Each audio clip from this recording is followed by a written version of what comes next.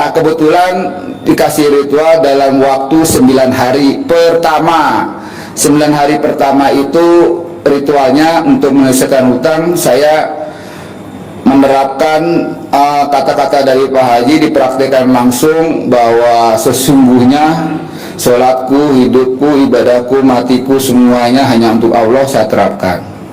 Jadi saya udah nggak mikir lagi itu untuk bayar hutang, untuk bayar cicilan, untuk cari kontrakan, untuk cari kerjaan, mikir anak sekolah, besok makan pakai apa, nggak mikir. Ya, saya intinya ibadah, sholat, udah itu. Saya perbanyak ibadah waktu itu. Dikasih waktu 9 hari pertama. 9 hari pertama Pak Haji nanya, "Bos, gimana 9 hari pertama?" Alhamdulillah Ji, hati saya senang, tenang, nyaman. Saya mengerti arti hidup. Hakikatnya manusia diciptakan diciptakan Allah itu ya harus begini, ya kan? Harus tenang, lapang dada. Oh. Tapi gimana bos? Ya alhamdulillah tenang. Ya udah, nambah lagi 9 hari kedua ya. Di sini terus ibadah lagi. Riyadhah. Anak istri saya bawa waktu itu. Karena kan istrinya jelek. Istrinya jelek, hitam, pendek.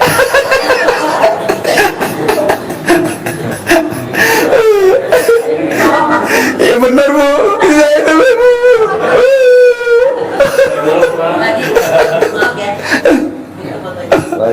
Ya itu 9 hari kedua dijalankan. Terus Pak Haji nanya lagi, gimana bos? Alhamdulillah sudah ada titik temu. Progres sudah on. Jadi di 9 hari kedua progres hutang sudah on. Ada satu titik, utang saya kan 2,8 miliar itu ada 28 titik. Ya dari warung, tetangga, paman, om, bank, perusahaan, toko material. Dulu belum ada pinjol. Belum ada pinjol, dulu ada tetangga, ya kan? Gitu. Ada warung rokok, warung sembako, banyak ya kan, sampai yang gede ini antar perusahaan ya kan, material, subkon, anak catering ya kan, banyak.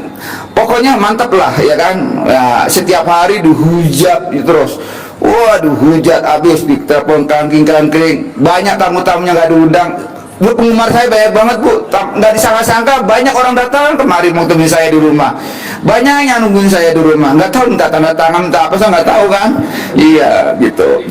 Nah selanjutnya sampai 9 hari kedua, 9 hari ketiga terus progres terus tuh, utang lama-lama di 9 hari ke 10, arti sudah 3 bulan, 2,8 miliar dinyatakan selesai semua, alhamdulillah.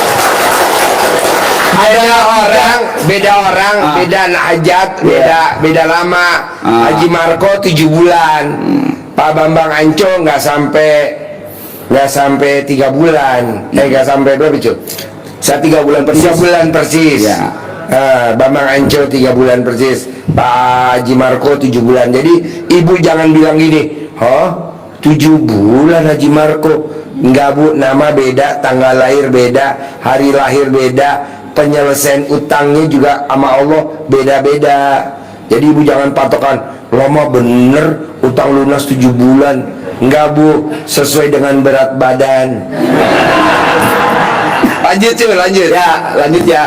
Nah sekarang itu lunas itu saya berikan ada kronologisnya. Yang pasti ada 3 yang menarik ya, kisah ya kenapa utang itu lunas.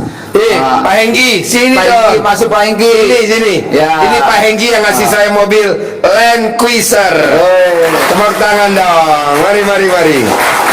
Namanya Pak Hengki yang ngasih mobil saya Land Cruiser. Sini bos. Perkenalkan namanya Pak Hengki. Salaman, utang mau utang salaman. Ayo bos, situ. Boleh. Iya, situ. Ayo. Lanjut tuh. Lanjut ya. Yang menarik ini yang dari level pertama dulu ya. Nanti sampai yang ketiga itu yang maha dahsyat ya. Yang pertama yang agak ini yaitu saya waktu itu ada utang. Perhatiin ya. Ntar yang bisa nanya dapat 10 juta. Ada yang mau nanya? Emang mau duit kamu? Ya, jadi ada satu nih, salah satu, saya 3 nih, tapi saya urut-urut yang paling agak ringan dikit, yaitu hutang catering di Banten. Ya, dulu saya ada proyek di Banten, di PLTM, waktu itu dibayar gitu, desa Cibarengkok waktu itu kan. Saya ada catering itu kebetulan sama orang preman sana Pak, ya kan. Biasa kalau orang pribumi kan, kalau kita ada proyek di mana harus diberdayakan. Nah, singkat kata saya ada tunggakan 35 juta, ya. Itu kalau saya lagi di sini, tiba-tiba orang catering itu mengutus orang daerah. Saya tanya Pak Haji, Ci, di rumah ada orang dari Banten. Gimana sih? Udah, begitu lo denger itu, utang lo lunas bos, balik.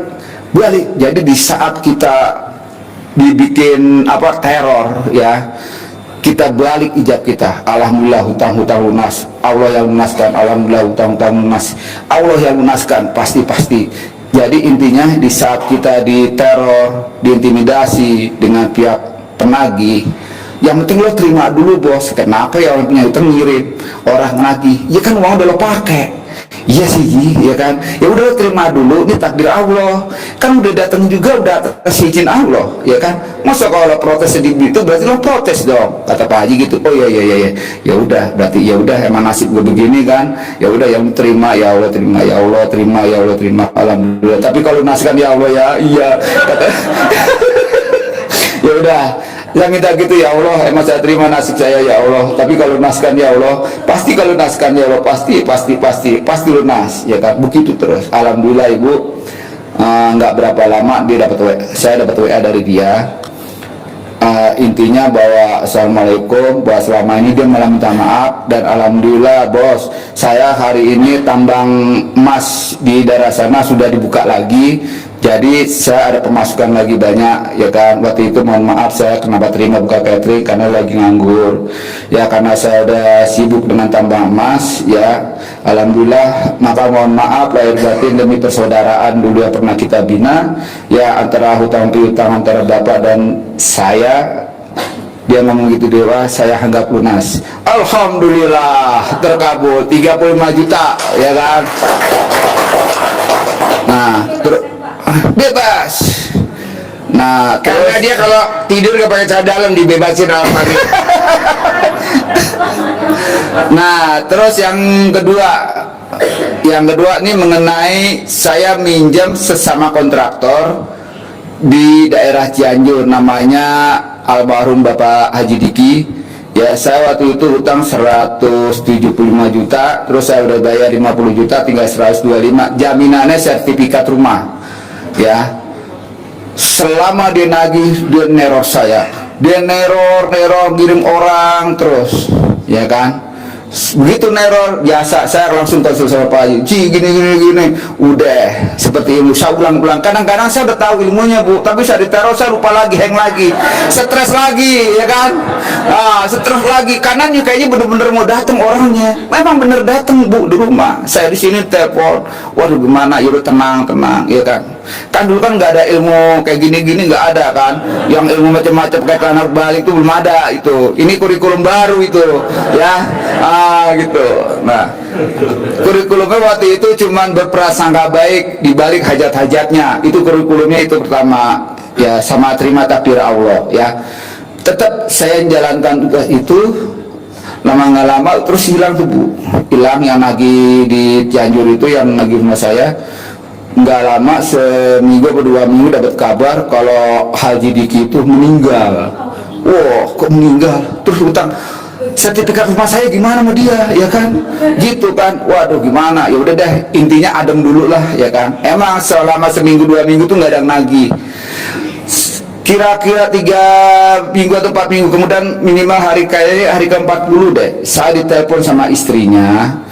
Pak Bambang ya, iya, mohon maaf saya istri Pak Haji Diki. Oh ya Bu Haji, mohon maaf, ya gimana? Ini saya oprak-oprak semua di kantor Bapak, ini ada amplop isinya, kayaknya ada sertifikat atas nama Bapak. Cuman Bapak masih ada tunggakan yang suami saya ya. Oh ya Bu Haji, berapa Pak? Dibuka lagi. Wah nggak tahu Bu Haji, pura-pura lupa. Sebentar saya tanya. Dia nyari-nyari kan. Nyanyi, oh iya Pak, Bapak dulu pernah ada bayar, ini total 175, tanggal sekian disebutin, ini masih sisa 125. Oh iya Bu Haji, iya saya baru ingat Pak. Ya terus gimana Pak? Ya kan. Ya akhirnya saya ngomong terus terang, saya cerita bahwa saya di sini, terus saya juga sebut nama dia, mengiming-imingkan, emang dia lagi sepi usahanya juga, saya mengimingkan, saya bantu doa usahanya dia biar maju lagi sebagai pengusaha crusher plant, pemecah batu. Nah gitu sama-sama ya kan. Akhirnya nggak ada sebulan dia nelpon saya, ya kan. Saya suruh ke sana ke Cianjur, saya takut tuh ya kan. Tapi begitu seminggu 2 minggu saya nggak mau datang. Akhirnya saya ada teman, saya izin sama Pak Haji sehari, saya bonceng sama tetangga saya ke Cianjur nemuin. Begitu udah ketemu, datang ke rumahnya, begitu ketemu, ya Bu Haji langsung, oh ya ini Pak Bambang ya, iya silahkan duduk. Waduh, kenapa lagi kan? Sebentar Pak, langsung dia masuk kamar, keluar bawa amplop coklat Bu, bawa amplop coklat, ngomong, Pak, langsung dia tanpa babi bu, dia pengen mempersingkat, Pak begini, ya alhamdulillah terima kasih Bapak Bambang, waktu itu doakan saya, usaha saya lancar gini, alhamdulillah Pak, sekarang berjalan lagi usaha tambang batu saya ya, dan atas terima kasih saya Pak, dan mohon maaf saya atas kelakuan dari suami saya almarhum waktu itu mengirim orang-orang yang untuk mengintibasi mentara keluarga Bapak bikin nggak nyaman, keluarga kesian, sementara Bapak juga nggak ada hasil gini bla bla bla bla.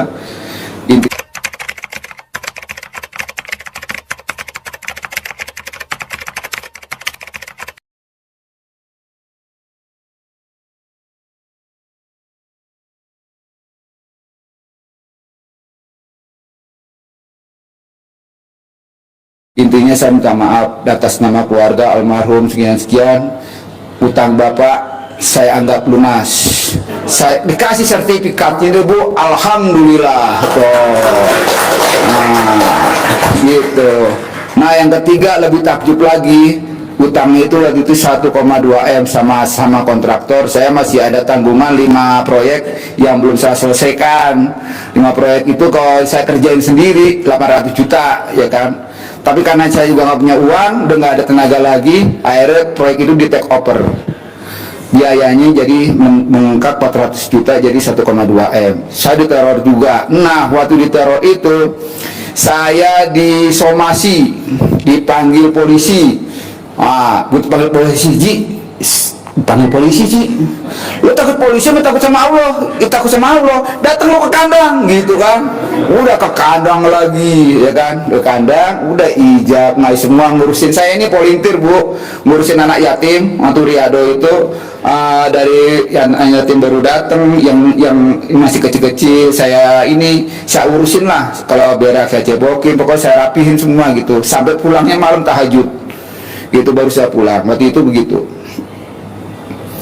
Nah, selesai saya dipanggil polisi, saya tetap kemari. Yang kedua juga begitu kan. Ci, ini panggilan kedua. Lo takut polisi, lo takut sama Allah? Takut sama Allah Ji, datang lagi kemari. Gitu. Pokoknya gak bergeming. Saya tetap ngecas dulu sama Pak Haji kan di saya. Padahal saya udah tahu kan, dibekaliin terus, cuman di saat kita lemah lagi ya cas lagi, dikuatin lagi. Nah, sampai di panggilan ketiga. Di panggilan ketiga juga, Ci, ini kalau saya nggak datang, saya dijemput paksa Ji, bisa-bisa dia ke kandang. Lo takut sama Allah, takut kena polisi sih? Ya Allah lah Ji, datang kemari. Ya udah, ada saya kemari, saya udah pasrah. Pokoknya saya udah lepas, saya udah nggak mau mikirin hajat, ya kan. Lagi enak, seminggu 2 minggu, SP3 udah nggak ada tipen paksa. Tiba-tiba dia itu datang telepon maki-maki habis gara-gara ini gue aja hancur, lebur semua proyek hancur. Udah kalau gini aja dengan kata-kata kasar, udah mana duit lo yang 1 juta, ada nggak yang duit gue 1 juta lo pakai waktu buat makan anak buah lo, ya kan. Diinget gak tau tiba-tiba itu ya kan, ingat 1 juta waktu itu kan emang nggak ada duit, saya pinjam secara pribadi gitu kan. ya nggak ada duit 1 juta, gila lo pengusaha bangku dasar lo 1 juta, wow deh. Tapi saya diam, alhamdulillah kayaknya mau lunas nih kan, gitu. Tiba-tiba dia nagih 1 juta, lebih marah daripada 1,2 M masalahnya, makian lebih hebat daripada tagihan 1,2 M gitu. Nah terus saya lagi di kanan gitu, Pak Haji ngeliat, bos kenapa bos tinggisan gitu sambil merung kayak orang gila ya kan. Saya cerita ya kan gini minta 1 juta, udah ke kantor loh ya kan, kantor saya mengharap Pak Haji keluarin duit nih bos, uang anak yatim nih 1 juta ya, lo transfer dia besok pagi ya kan. Oh iya siap. Begitu saya transfer 1 juta, saya kirim bukti ke WA, contreng 1, contreng 2 warna biru ya kan, artinya sudah kebaca kan. Sampai detik ini Bu nggak ada komen dari dia Bu, alhamdulillah. 1,2 M lunas dengan uang 1 juta, uang anak yatim, alhamdulillah tuh. Nah, ada mau nanya? Kasnya di sini ijab anak yatim atau? Iya, ijab. Ya, rata-rata Bu 100% tamu saya kalau udah terkabul hilang, kabur, termasuk dia juga. Kabur, giran dipanggil polisi datang lagi, dipanggil polisi datang lagi, udah aman, udah SP3 hilang lagi, datang lagi. Nah dia karena udah lihat begitu, alhamdulillah sampai sekarang dia nggak kabur-kabur sampai hari ini. Semua Mbak, semua tamu saya yang utang 200 miliar juga kabur. Ini sekarang datang lagi nih, utangnya 300 miliar. Iya, gue bilang antri bos, gue bilang antri. Alhamdulillah bersih ya kan ya. Makanya ini Tadinya waktu utang, ya rambutnya banyak, palanya banyak rambutnya. Pas lunas rambutnya nggak ada. Itu lapor dan lunas semua Pak, tapi ngambil utang kan sama orang jadi dia nggak utang. alhamdulillah ya, saya tanpa jual aset ya kan. Tanah saya balik, rumah saya balik ya kan, alhamdulillah ya. Oke, tepuk tangan dong, semangat ya.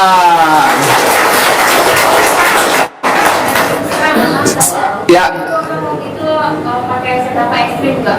Nah itu nggak ada sedekah ekstrim. Waktu itu kan saya nggak punya uang, jadi saya riado, sedekah pikiran, tenaga ya secara ekstrim. Ya, modal semangat kalau berangkat dari rumah, walaupun hujan badai, petir menyebar, menyambar ke sana sini, tetap jalan. Wus, mau macet, mau apa, jam berapa berangkat, mau sakit, mau meriang peluk, pulang pergi waktu itu. Pulang pergi, berangkat dari Saraluhur, pulang dari sini habis tahajud setiap hari. Tuh. Saya ibadah kalau asar begitu anak yatim selesai ngaji, udah ngaji saya ikut ijab ya kan, ngaji betul selesai saya ngurusin anak yatim, begitu itu nggak kelar sampai subuh. Jadi saya tuh belajar terus. Waktu itu kan saya itu setiap habis sholat wajib, kalau masalah qobliyah ba'diyah itu tetap jalan ya kan. Duha saya banyakin 12 ya kan. Terus qobliyah zuhur kita 4 rakaat.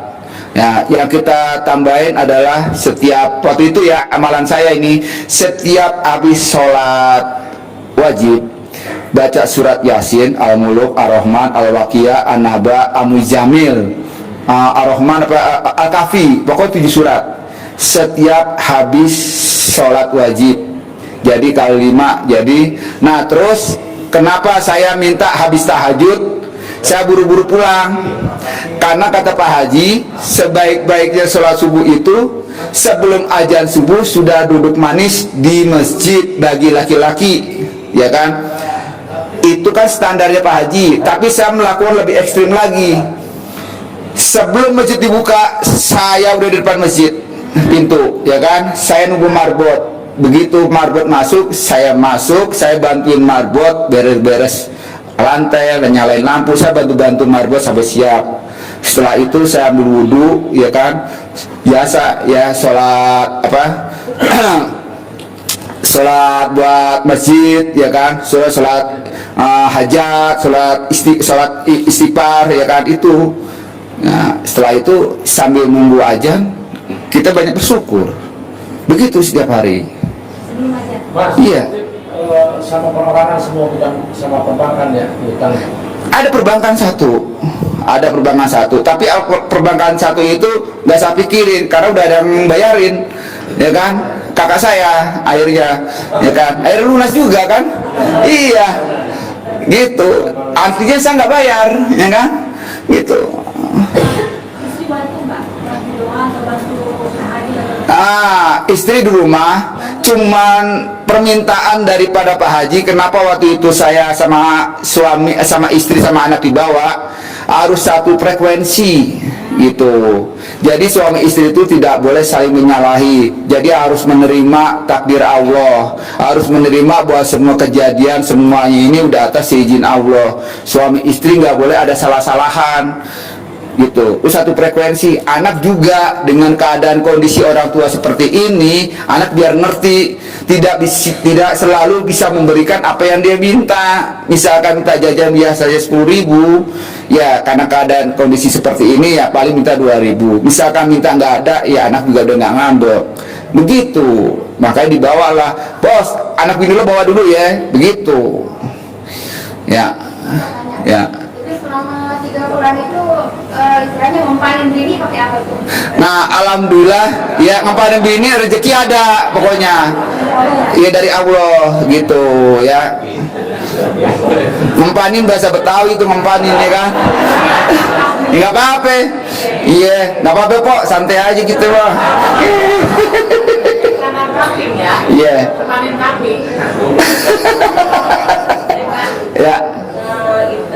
Itu kan kalau dirutuk harus mandi. Saya tanyakan ke perempuan ya. Itu kan perempuan rambutnya kan panjang, nggak ada yang laki-laki.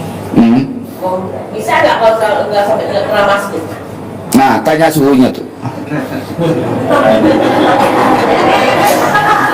Kalau kan rambut perempuan beda dengan laki-laki. Kalau laki-laki kan pendek dari sekarang sedikit itu bisa enak. Gini aja Bu, Ya.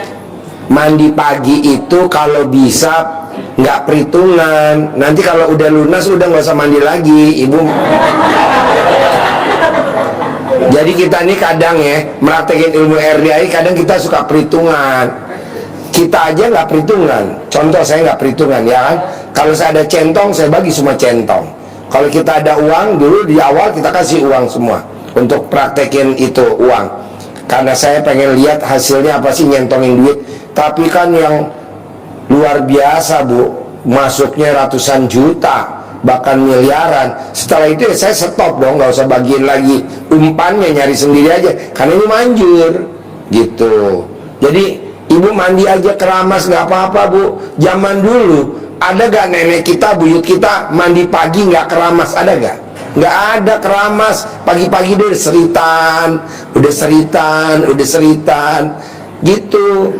Makanya kan orang yang mandi pagi nggak keramas, nggak disisirin, nggak seritan, sahabatnya kuntilanak.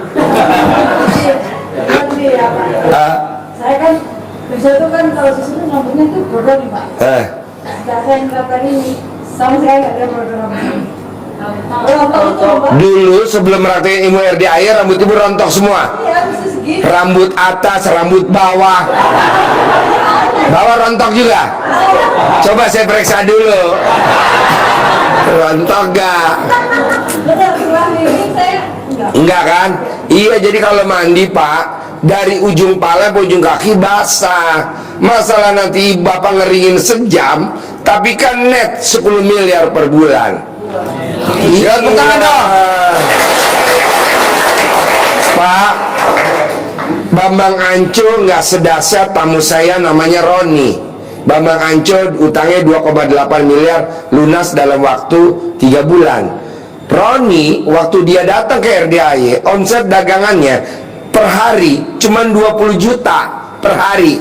Sekarang dagangannya Roni omsetnya per hari 600 juta. Coba bayangin. Roni sama bapak-bapak yang hadir di sini 100% gantengan bapak-bapak daripada Roni. Tapi saldonya gantengan Roni. Iya, dia nggak perhitungan. Jadi ibu harus mandi pakai keramas. Masalah sampo mahal, resiko lu mahalan utang apa mahalan sampo? Mahalan utang, ya udah keramas. Gue kan bersihnya lama ji. Ala lenje. Terus, hayo terus. Ini juga kadang kan kalau udah terkabul kabur. Iya. Tapi sekarang dia alhamdulillah nggak kabur-kabur. Dulu kabur bu, nggak datang lagi. Ntar kalau di SP dipanggil sama polisi, lapor LP, ada keluar LP lagi, dia datang. Gue bilang, lo takut sama polisi apa takut sama Allah? Takut sama Allah, datang lo sini. Polisi jangan ditakutin, emang polisi tugasnya nakut-nakutin. Iya, tapi polisi bawa pistol ji, lo bawa centong. Iya pak, karena saya ingat zaman dulu tentara Belanda, tentara Jepang itu bawa pistol, bawa senapan, bawa bom. Orang Indonesia bawa apa? Bambu runcing. Bedanya dulu perang bambu runcing, sekarang kan kita nggak perang sama musuh, perangnya sama utang. Ya centong dong. Ini baru diomongin sama anak, ih papa sirik bawa centong. Berarti polisi sirik dong, bawa pistol. Emang polisi berani kalau nggak bawa pistol nangkap penjahat? Berani nggak? Nggak berani, tetap nyalinya cus. Makanya pak bawa centong kemana-mana. Ini enggak, bawa peso cukur, peso cukur. Emangnya ngerok jenggot. Jadi pak, kalau orang ngomong bahwa bapak bawa centong sirik, jangan dengerin pak. Ini kan ilmu karifan lokal, ilmu nenek buyut kita zaman dulu. Bapak perhatiin, orang zaman dulu tidak ada anaknya yang nakal. Ada tapi nggak banyak. Anaknya 8 sukses. Anaknya 7 nya sukses. Ini anaknya 1, ndableknya. Anaknya 2, super ndablek. Mau tahu penyebabnya? Karena dia makannya pakai centong plastik. Iya. Orang zaman dulu emang ada centong plastik? Enggak, pakai centong kayu. Semuanya anaknya 8-8-nya jadi. Kan ada tahu saya anaknya 12. Makanya pakai centong plastik. Anaknya nomor 1 jadi jenderal, jadi pangdam. Paling jelek nasibnya jadi lurah. Kerjanya apa? Itu saya lihat pakai centong, makannya centong kayu. Sekarang semua centong plastik. Anaknya 2 nakal, anaknya 3 nakal, anaknya 1 nakal. Coba kita balik pak, makannya pakai centong kayu. Dibalik, coba lihat deh. Tidak ada zaman dulu yang anaknya bahasanya nih kerjanya jadi makelar, nggak ada. Kalau sekarang hampir 100% hobinya jadi makelar. Emang emang salah? Nggak juga. Tapi kan enakan kan punya pabrik, punya apa gitu maksud saya. Kayak orang zaman dulu aja. Kedua, zaman sekarang bapak lihat hampir 90% orang sakit diabetes. Hampir. Kenapa? Karena makannya pakai mikro itu pak, Magicom. Nggak boleh pak pakai Magicom. Jadi mesti di aron dulu, habis di aron baru dikukus biar nanti airnya netes. Nah airnya itu yang bikin sakit diabetes. Ya kecampur airnya sama nasinya dimakan. Coba bapak dan ibu, Ji kalau gue udah diabetes gimana dong Ji? Gampang kalau udah diabetes. Bapak dan ibu yang udah diabetes naik pohon kelapa, pohon kelapa. Ada mentil kelapa, apa namanya? Bluluk. Nah direbus. Nah air rebusannya bluluk itu diminum selama 9 hari. Udah sembuh, nggak diabetes. Hah? Dibelah nggak bluluknya? Alat kelamin kita yang dibelah. Enggak, utuh, direbus. Iya, zaman dulu pak tidak ada orang yang sakit stroke, tidak ada orang sakit asam urat, nggak ada. Kenapa? Karena orang zaman dulu makannya tradisional, oncom pakai apa tuh? Lenca. Sekarang kan jarang, makanya orang yang makan lenca sampai mati nggak bakal dia kena sakit stroke. Kenapa? Karena makannya lenca, pahit. Nah kalau gue nggak doyan oncomnya Ji, ya udah lencanya segenggam, ditaruh di air, direbus, air rebusan lencanya diminum, terus 9 hari sembuh. Yang tadinya kaku bisa gerak, yang tadinya ngaceng bisa lemes.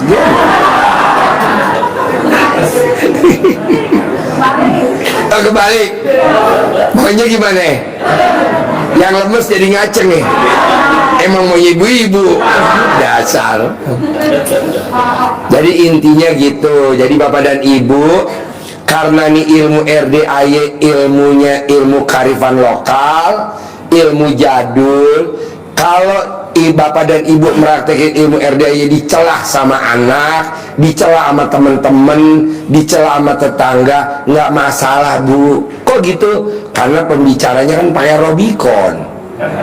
Kecuali kalau pembicaranya naik mobil Pajero, baru jangan dengerin, ya kan? Jadi pakai aja ilmunya. Bangun jam 00, senyum, mandi pagi. Nah, kedua nih ya, ilmu RDAY yang bikin kita kaya raya tajir melintir. Yang kedua, bikin seneng pasangan hidup kita. Coba bapak dan ibu senengin pasangannya masing-masing. Kalau ada uang, ya kita kasih uang. Kalau gak ada uang, ya tangan kita action gitu. Bisa? Ibu ngerogoh alat kelaminnya suami, suami ngerogoh alat kelaminnya ibu. Misalkan ibu lagi makan nih di restoran nih, lagi makan di restoran, atau lagi makan di rumah makan deh, ya kan? Ibu jangan lupa duduknya megar seperti piring, biar bapak bisa ngerogoh. Jangan makan rapet begini, kasih dong kayak bikin landasan pesawat. Yes. Pesawat mau mendarat gitu. Kalau ibu naik mobil berdua sama pasangannya, sebisa mungkin jangan naik mobil yang manual, cari yang matic. Mobil jalan sendiri, tangannya bapak bisa aktivitas tuh. Karena kalau manual mesti ngoper gigi kan, ngoper lagi, ntar salah oper. Terakhir, bisa gak bapak kalau istrinya tercinta ngerengek request, tau gak request apa? Iya minta, bapak harus ngomong iya, tidak boleh ngomong tidak. Mau punya, mau enggak harus ngomong iya. Itu hitungan terkabul, hitungannya detik. Misalkan istri ngerengek, papa, kan istri suami ngajak, yuk kita jalan yuk, kemana misalkan? Plaza Indonesia atau mau ke Pondok Indah, kemana misalkan? Cari baju misalkan ke toko baju yang bagus, apa namanya misalkan? Toko Zahra. Tahu nggak toko Zara? Zara. Bagus-bagus lah bajunya. Emang lemadak. Bagus.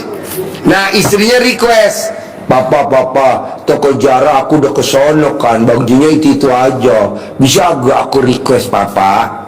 Request apa mama? Aku beliin emas boleh gak? Bapak harus bilang iya pak, padahal emas sama baju mahalan. Baju berapa kalau toko Zara? 500 lah, 1 juta ya, 2 juta. Kalau emas minimal berapa? Ya nggak pantas lah beli segram lah, minimal 8 gram lah, 9 gram, sekitar 8 juta lah, 9 juta. Nah bapak harus ngomong iya. Biasanya kalau suami nggak butuh ucapan terima kasih dari istrinya, nggak perlu. Yang penting tangannya bisa masuk ke dalam alat kelaminnya dia. Terima kasih. Nggak mau saya kayak gitu. Ini enggak. baru istrinya request langsung mukanya berubah. Ya Allah, janganlah. Bisa? Bisa. Maksud saya bapak-bapak bukan ibu. Emang ibu mah mau. Bapak-bapak, bisa gak bapak-bapak? Harus ya. Apa yang di request sama istrinya dikabulin ya? Bener gak? Mana buktinya? Ya udah, kita buka ya pertanyaan ya, biar gampang. Yuk, cuk, tuh 5 orang maju, 5 orang. pertanyaan. Baik, selamat malam Bapak Ibu. Ya, terima kasih. Oke, langsung ke pertanyaan berarti ya, seperti biasa. Ini udah 5 orang? Udah? 1, 2, 3, 4, 5. Ibu-ibu? 5 udah? Oke, baik. Berarti tinggal bertanya. Kita mulai dari mana? Dari Bapak dulu. Ya, silakan. Assalamualaikum warahmatullahi wabarakatuh, Pak Haji. Saya Ade dari Palembang. Saya bukan bertanya, tetapi saya menyampaikan hasil dari perasan CD. Ya, kebetulan saya melakukan itu, badan-badan saya keluar bentol-bentol. Nah, itu jadi itu yang pertama. Saya sampaikan hasil dari praktek. Yang kedua, karena ilmunya belum diijazahkan, saya nonton udah 1 bulan. Ya, saya mohon diijazahkan guru, karena ilmu tanpa ijazah itu biasanya belum sah, karena kita mempraktekkan hanya menonton. Akhirnya saya 1 bulan lebih saya ingin bertemu dengan guru. Saya paksakan dari Palembang kemarin untuk ketemu ke sini, karena rencananya 1 Muharram, tapi nggak ketemu 1 Muharram. Alhamdulillah ketemu hari ini, mungkin sampai besok sampai 10 Muharram. Mungkin itu aja yang dari saya. Assalamualaikum warahmatullahi wabarakatuh. Waalaikumsalam. Oke, boleh. Ada lagi yang lanjut? Assalamualaikum warahmatullahi wabarakatuh. Yang saya hormati Bapak Haji, salam kenal Pak Haji. Dengan saya, nama saya Pepen Vendra. Nah, mungkin saya itu mau tanya sama Bapak Haji nih, masalah ekonomi saya, Pak. Masalah ekonomi saya. Nah, saya mulai jatuhnya saya ekonomi itu di tahun 2017, Pak. Nah, Mana jatuhnya, gubrak apa? Mana? artinya ya omset saya menurun drastis, Pak, sama sekali. Nggak ada. Kenapa?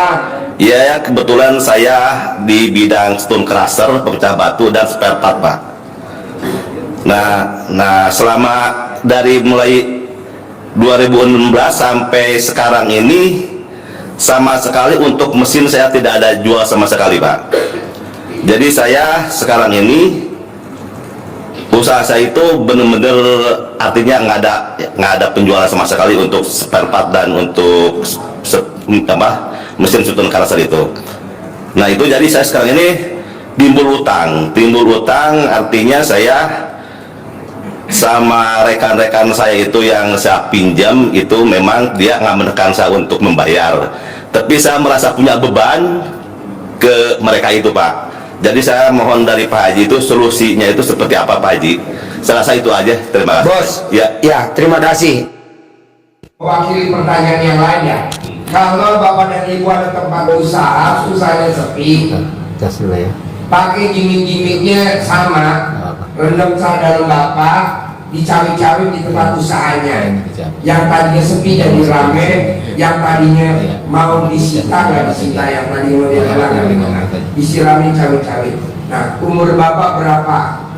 Umur saya 60, Pak. Berarti selama 60 hari. Itu satu. Kedua, cawi-cawi udah. Kedua, colek kelamin Bapak taruh di mulut tiap pagi. Aman. Kalau memang mau dilelang atau mau disita atau mau diambil. Kalau pengen naik lagi rame. Kalau pengen rame. Kalau pengen jalan lagi jalan lagi. Nah, yang ketiga, Bapak paksain cara doanya dibalik. Kan biasanya kita doanya ya Allah, ada kata ya, berarti ada kata ya tuh mengeluh. Jangan, jadi kata-katanya terima kasih Allah, usaha saya lagi turun, terima kasih. Dengan usaha saya turun bukan masalah, tapi ini anugerah. Hikmahnya dengan anugerah usaha saya turun, saya jadi makin dekat sama Allah. Saya jadi rajin ibadah, rajin berdoa, dan rajin sedekah. Kalau saja usaha saya nggak turun, mungkin doa dan ibadah saya nggak sedekat ini. Nah, itu gimmick-gimmicknya. Nah, yang diutamai kalau Bapak pengen usahanya jalan lagi, sedekah subuh jangan bolong, sedekah Jumat barokah jangan bolong, sholat badiah qobliyahnya jangan bolong. Kalau yang non muslim, sedekah subuhnya jangan bolong, sedekah Jumat barokahnya jangan bolong. Kalau muslim, badiah qobliyahnya tambah, nggak boleh bolong. Itu lagi bos, lo praktekin. Apalagi kalau lo pakai gimmick-gimmicknya, bangun jam 00, senyum, mandi pagi, kaya raya kayak gitu bos. Orang Indonesia ada kayak yang praktek gitu. Ada, orang masuk KPA, orang luar negeri ada kayak praktek kaya raya. Ada, namanya Cristiano Ronaldo. Itu bos. Ini wakil semua. Jangan nanti nanya lagi ya. Pasti itu jawabannya. Ada lagi? Selesai itu aja. Boleh, praktekin ya. Mobil untuk lagi. Praktekin ya. Ya, ya. Kalau masalah pakai centong bisa, manggil-manggil pakai duit bisa, tapi itu kan angkanya kecil bu. Paling top puluhan juta, ratusan juta, miliaran lah. Kalau ini bisa puluhan miliar bos. Ilmu ini. Dia pakai ini aja, centong juga buat isi dengkil aja. Sakit, kayak Pak Hengki, sakit belakang, dikira pakai centong ya, sembuh gak? Sembuh. Maksudnya centong itu ya tadi ya? Centong kayu. Terus Pak Hengki tangannya ada kayak benjolan ya, harusnya dioperasi. Dia pakai ludah basi dikucek-kucek ya, hilang. Sembuh, sembuh, harusnya dioperasi.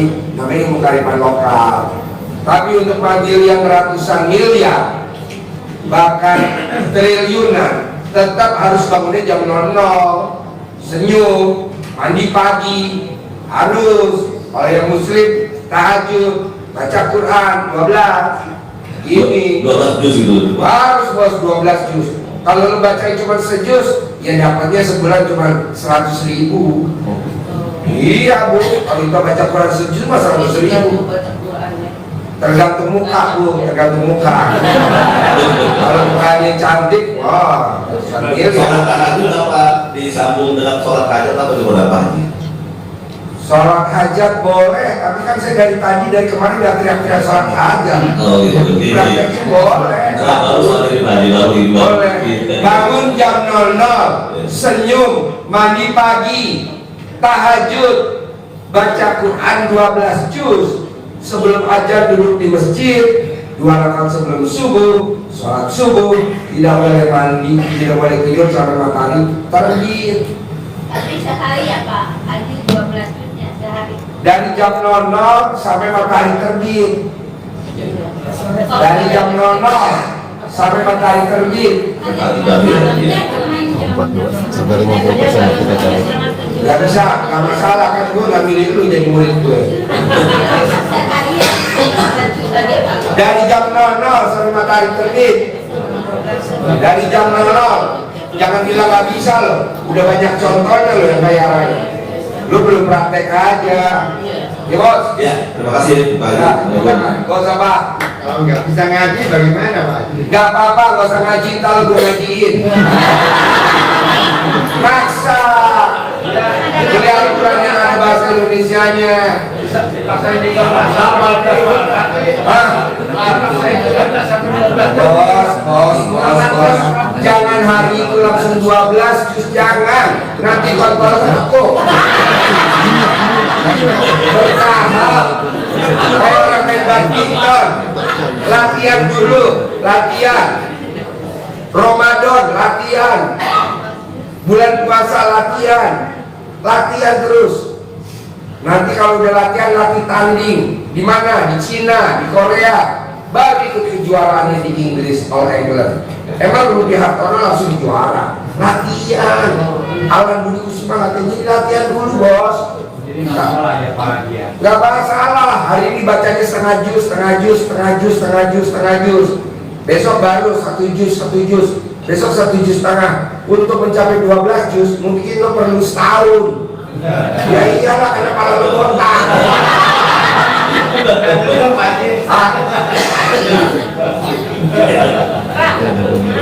Kalau yang kan misalnya sehari itu 4 juz, itu besoknya diulang atau lanjut? Dilanjut. Lanjut lagi Sampai 12 juz. enggak perlu sampai khatam. Nanti kalau udah Bapak bisa sehari 12 juz, langsung Pak Haji, aku udah bisa 12 juz. Oke, deal ya, 99 hari ya, per hari 12 juz. Next 10 miliar bos. Kalau sampai enggak, ya balik kayak di air. Haji sampai 12 juz, sampai 99 hari. Ya ntar gue suruh anak buah gue bayar di 10 M sebulan. Sebulan bos, 10 M bos, apalagi paling botak. Haji, Pak, saya mau nanya, saya kan punya aktivitas masak pagi-pagi, dagang. Seumpamanya digantikan suami bisa? Ya suami yang ngerjain dari nol, jadi nggak bisa dari 0 sampai 5 ibu, 5 sampai 9 suami, nggak bisa, mesti 1. Iya. Tapi kalau nama saya bareng sama istri saya sendiri, baca Qurannya nggak apa-apa ya Pak Haji ya? Nggak apa-apa, Bapak baca Quran, istri baca Quran masing-masing, nanti 10 miliarnya masing-masing gitu loh. Tinggal ngaji aja. Haji gue lagi, ya udah ntar kita bayar tiap bulan, ambil lagi aja bos, 10 M bos, karena lagi jamin tumbal. Mengenai sebagai asuransi dari itu apa memang harus apa memang terserah dari surat pertama sampai surat terakhir. Juga waktu pas sholat maghribnya itu ada surat yang harus dibaca apa memang Ya, gue SDI impres nggak tahu kayak gitu. Gue tanya kiai, sorry maaf ya, kan gue SDI impres. Jadi yang dibaca surat pada saat tahajud, kalau menurut gue mah bebas. Tapi kalau kiai ini harus surat ini, ya nggak apa-apa. Tapi kalau gue bebas, karena kan kita anggap nih semuanya ini lain pada masa doon, pendek, bebas. Ya apa? Surat kita ada.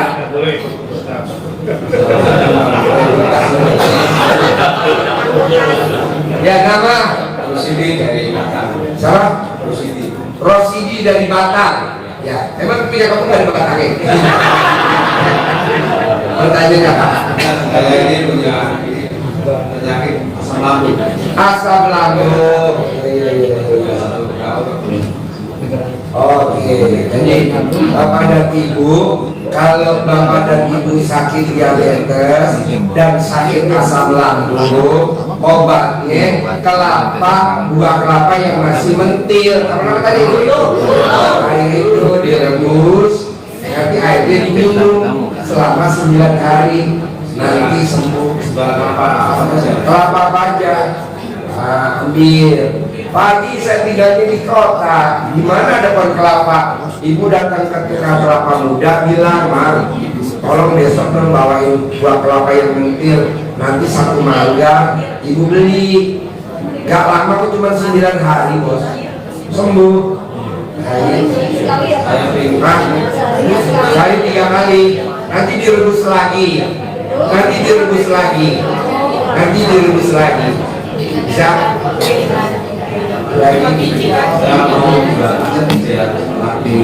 Kalau Bapak dan Ibu jual aset yang cuma laku, rendam celana dalamnya, nanti dicawi-cawi di depan asetnya. Boleh Bapak yang rendam, boleh karyawan, boleh penunggu, anak.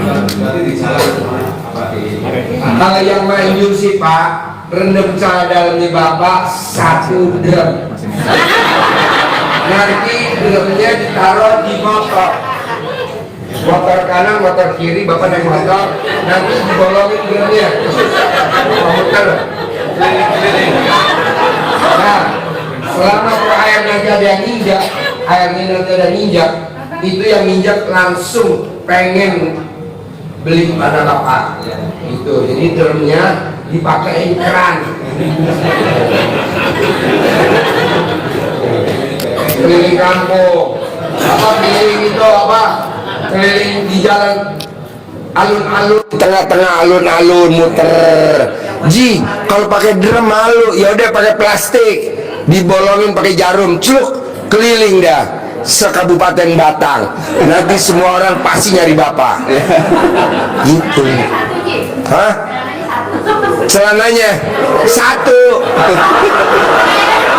Hah? Air sederam, ya. Kalau celananya 5 terlalu pekat, satu aja, satu. Ibu sekarang pakai celana dalam warnanya apa? Putih. Tepuk tangan dong. Bener gak, pada percaya gak putih? Coba buka. Ada lagi, Pak? Udah cukup. Set, Bapak, pertanyaan apa? Nama? Langsung saja, nama saya Risnandar. Risnandar Dari Brebes, Pak. dari Brebes. Ya, pertanyaan apa Brebes? Pertanyaannya, kalau masalah utang piutang, otomatis hampir semua mungkin punya, Pak ya. Ya, tadi udah saya jawab kan? Iya, sudah. Jangan ditanyain lagi, gampang Ya, lah. saya sering- Kecuali kalau kurang Iya. baru. Bapak sering mengungkapkan itu kan, uang bukan segalanya, tapi segalanya membutuhkan uang. Jadi uang harus banyak itu, Pak ya. Bos, ingat ya, itu ucapan bener, itu jargon bener, ucapan itu bener. Tapi kalau Bapak ucap, Ibu ucap, nanti jadinya gini, ucapan adalah doa. Bener loh bos, jangan. Oh, jangan. Itu kan yang ngomong, itu kan istilahnya cari simpati orang. Kayak contoh nih, Bapak dan Ibu yang hari ini pernah kawin, kan Bapak dan Ibu lupa tuh pada saat baca doa perkawinan. Perkawinannya dilalui dalam suka dan duka. Itu semua peserta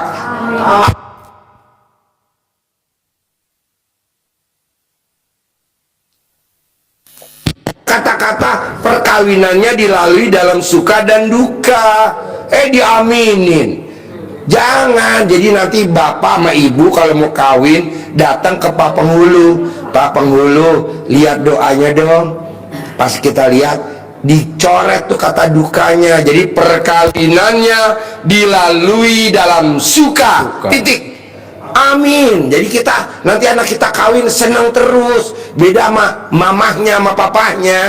Dukanya hilang. Awet rajet, berantem, nggak cerai, harusnya cerai.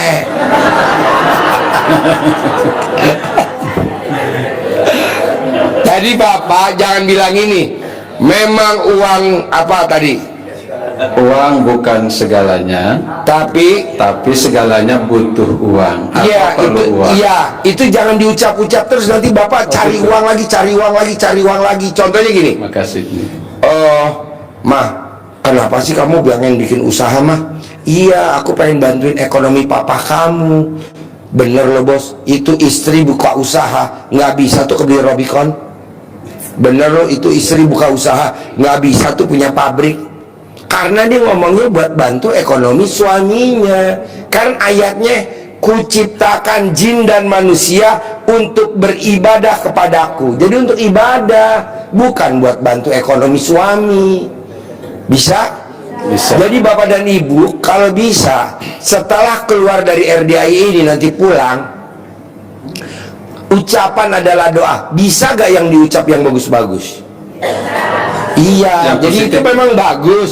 Tapi nanti ngejelimet bapak harus ada uang. Kalau nggak ada uang, cari lagi. Jangan bos. Emang itu biarin, namanya orang kan, namanya mau cari ceramah, mau cari panggung kan mesti nyari dulu kata-katanya biar menarik, betul? Tapi kalau bapak ibu kan ini kan pada blow on. Dia meraktekin kata-kata itu, bener lo ngejelimet lo.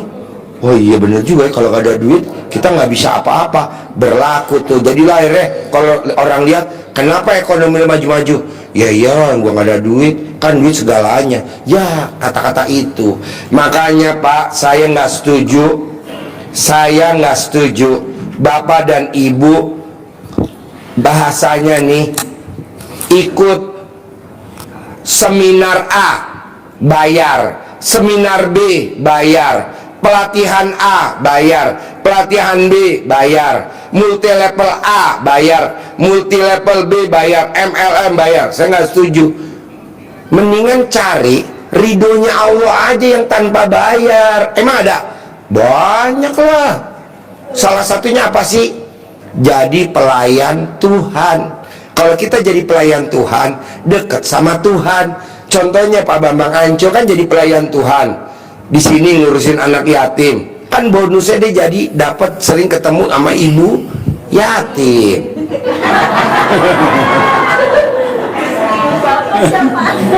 Lu sih pada serius semua. Ngapain serius? Nah, alhamdulillah utangnya Pak Bambang Anco 2,8 lunas tanpa bayar, tanpa nyicil. Nah maksud saya, bisa gak ibu pulang dari sini jadi pelayan Tuhan? Apa tuh? Sebelum ajan udah duduk di sajadah pakai mau kena. Kita kan enggak Bu, ajan baru lari-lari. Kan ngerinya kepleset. Kalau kepleset saya juga yang rugi. Ya kan? Minimal kan besok duit saya berkurang lagi. Pokoknya menurut saya, untuk menghadapi hajat Bapak dan Ibu, ini berlaku semua. Bisa gak bikin takjub Tuhan? Nah, nanti Tuhan bikin takjub kita. Ini enggak, Tuhan harus bikin takjub saya dengan cara lunasin hutang saya. Kata Tuhan, emang siapa lu? Gua bikin tajuk, lu dong bikin tajuk gua dulu. Ini enggak, gua mau bikin tajuk Allah. Maunya Allah bikin tajuk kita, ya nggak mungkin. Akhirnya apa? Punya rumah, rumahnya nyicil. Punya motor, motornya nyicil. Punya mobil, mobilnya nyicil. Punya istri, istrinya nyicil. Hah? Istri nyicil itu istri yang punya sifat 18. Tau gak sifat 18? Mau gue sebutin? Itu namanya istri cicilan. Sama, berarti punya sifat 18. Makanya Bapak dan Ibu biar masuk surga tanpa hisab, jangan punya sifat 18. Begitu. Kalau udah kan kita sama belajar Pak dengan sifat 18. Kalau misalkan kan kata Pak Cuy, Ini pegang mic ya? Kalau misalkan Pertanyaan dari awal gimana? kan kita belajar sifat 18 itu ya, menghindari sifat 18 itu. Ya. Nah, kan kita kan sama-sama belajar nih Pak ya. Misalnya kan kita kan kata Pak Haji kan pernah bilang salah satu aja kita jalanin konslet tuh udah nggak jadi. Iyalah, ya kan? kredit. Ya. Misalkan kita lanjut Pak, kayak komen nih, kayak saya ini kan tukang komen nih. Misalkan ya otomatis lah Pak, kadang dia jalan macet. Kenapa ya macet? Kan itu kan kata Pak. Jadi gini ya Pak, sifat 18 yang mana yang dilanggar? Kalau komen, colek alat kelamin kita, tempelin ke mulut. Kalau mikir, colek alat kelamin kita, pikirin ke jidat. Nah, Oh, gitu 99 kali. Nanti langsung si komennya mati.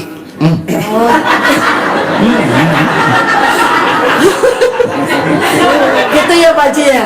Soalnya kan karena saya tuh ya saya sebelum saya kesini sih gimana caranya untuk menghilangkan konslet ya Pak ya gitu. Colek. Gitu ya Pak ya. Nggak sekedar hanya astagfirullahaladzim gitu sih ya. Emangnya gue kiai? Kalau kiai setuju gue astagfirullahaladzim, astagfirullahaladzim. Gue kan SD Impres. Oh, gitu. Yang gampang aja dah. Mana bagian konslet ini langsung disolatif. 99 kali Pak Haji. Sampai lubangnya nutup.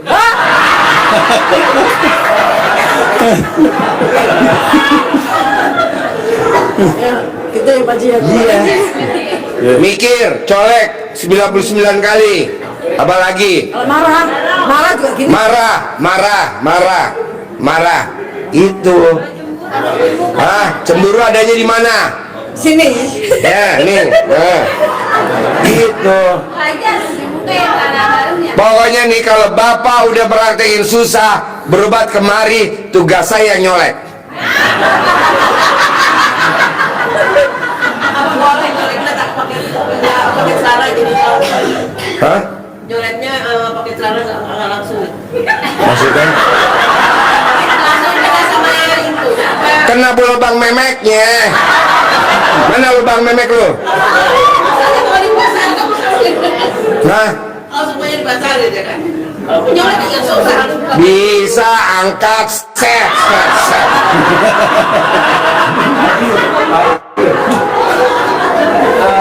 Pegangin mic, pinjam mic bentar, pinjam mic. Apa?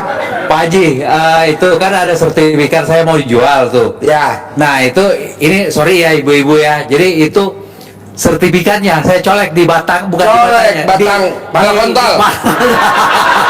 Pala kontol. Tapi belum laku juga Pak Haji. Itu Umur lo berapa? 48. Selama 48 hari, 48 colek. Saya nggak colek lagi, saya memang lulus betul. Nggak bisa. Saya mesti pakai tangan. Sekarang kalau lo cebok, emang begini cebok? Kan mesti begini. Terus saya langkain nggak pakai celana dalam Pak. Hah? Saya langkain nggak pakai celana dalam. Iya bener. Jadi pas lagi lato-lato saya langkain. Coba lo buka celana dalam. Celana dalam lo buka coba. Kayak gimana? Ibu-ibu, siapa yang mau jadi sertifikatnya Bu?